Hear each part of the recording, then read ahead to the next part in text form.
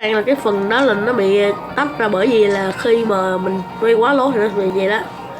Rồi thôi bây giờ sẽ đi thám hiểm cho các bạn coi. Ok, sáng sớm mình chơi cái này cũng mệt nữa. Trưa nó cái đội đó, cái đội mình là một cái đội này nè, đội mạnh nhất luôn rồi đó, mình cứ chơi gì được cái đội này, đúng là nỗi khổ mà.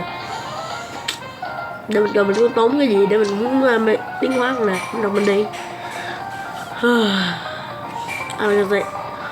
Đầu tiên thì mình đang muốn tìm một để coi con nào chưa tiến hóa đâu.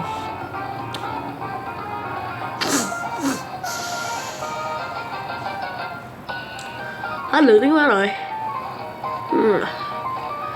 Cái đi cho vui thôi chứ không có cần đi nhiều. Đi cho vui á. Mình hơi mình chơi cái này đỡ khen. Tóc chậm để từ mình đi thi rồi. Rồi mình khuyên các bạn đừng có quay cái mờ đó. Up đó. Quay đi rồi mất kim cương gán chịu. Ôi ơi, cực chiến của mình cho mình chết quá. Ơi xong rồi.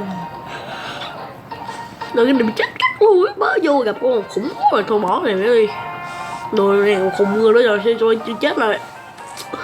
Đói đến làm ơi. Để coi bia. Trời má ơi, con mở vô còn khủng hơn nữa.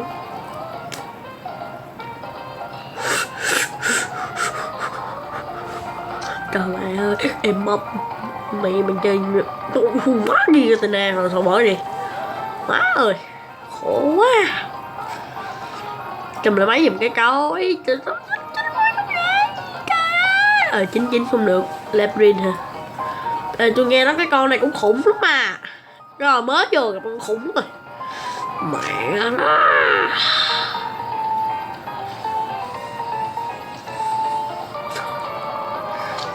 Bây giờ quá. Chơi đối kháng là không muốn nấu rồi.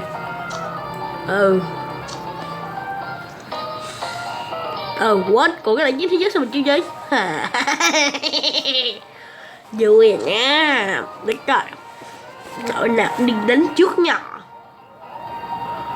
Ta sẵn trước đội này. Mình đánh cảnh đó nha. Xong mình bỏ. Trời. Cái thằng này người Trung Quốc sao mà nó neo ma su cô này ta tiêu hả trời. Trời ơi, mới vừa nhận nho giết bố. Nhăn nhò gì được. Nói rồi là chết rồi con này. Nhăn nhò gì được bố. Ok, thì bữa nay mình giới thiệu như đó thôi. Ok, cảm ơn các bạn đã theo dõi. Xin cảm ơn các bạn.